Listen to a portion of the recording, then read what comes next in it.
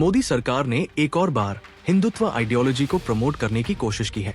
कांग्रेस के MP doctor Syed Naseer Hussain ने कहा, जब दिल्ली यूनिवर्सिटी के नए कॉलेज को सावरकर के नाम से मंजूर किया गया।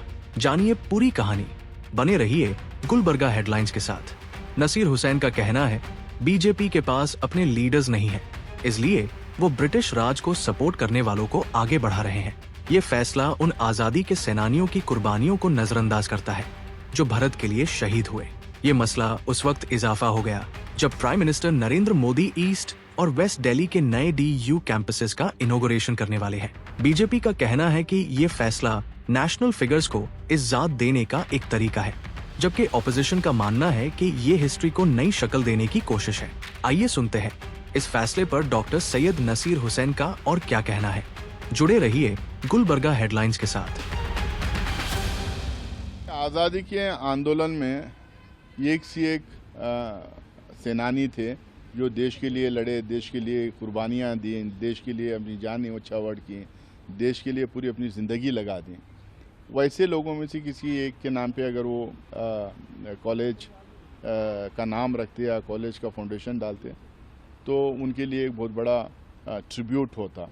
लेकिन नरेंद्र मोदी जी और भारतीय जनता पार्टी, क्योंकि उनके पास कोई आइकन्स है नहीं, कोई उनके नेता है नहीं, तो उन लोगों को जो ब्रिटिश राज का साथ दे रहे थे, जो ब्रिटिश राज के लिए माफ़ीनामा लिखे थे, जो ब्रिटिश राज से पेंशन ले रहे थे, उनको लेजिटिमाइज करके अपने आइडियोलॉजी उनकी आइडियोलॉजी के लीनिंग्स के लोग जो उस ज़माने में थे या नहीं थे, वो एक अपनी नई लिस्ट बनाने की कोशिश कर रहे हैं। देखिए हमारा कांग्रेस पार्टी का एकदम साफ स्टैंड है। राहुल गांधी जी ने लोकसभा में एकदम साफ स्टैंड लेके उन्होंने अपनी बात कही। हम लोग मानते हैं कि देश की आज़ादी में लाखों लोग, करोड़ों लोग अपना टाइम दिया था, कंट्रीब्यूट किए थे, कई लोग ने अपनी जानें भी दी थी। तो उन लोगों में से किसी के नाम से इनको कॉलेज रखना चाहिए था। बहुत सारे लोग ऐसे भी थे और ख़ासकर जो है सावरकर जी, उनके बहुत सारे साथियों का नाम भी उस फहरिस्त में आ जाता है जिन्होंने माफ़ीनामा लिखी थी, पेंशन उनसे ली थी, यू आर लॉयल सर्वेंट करके चिट्ठियाँ लिखी थी।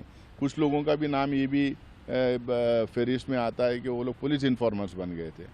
तो जब आज़ादी का आंदोलन चल रहा था, ऐसा बैकस्टैबिंग जो लोग किए थे उनको लेजिटिमाइज करवाना, उनको हीरोज़ बना के इतिहास के पन्नों में ज़बरदस्ती उनका नाम दर्ज करवाने की जो कोशिश की जा रही है, मुझे लगता है कि इससे कोई बहुत ज़्यादा उनको फ़ायदा नहीं होने वाला है। आज की आवाम सब कुछ जानती है, पढ़ती लिखती है। इतिहास और इतिहास के पन्ने में जो दर्ज होना था दर्ज हो चुका है, उसमें अमेंडमेंट्स नहीं हो पाएंगे।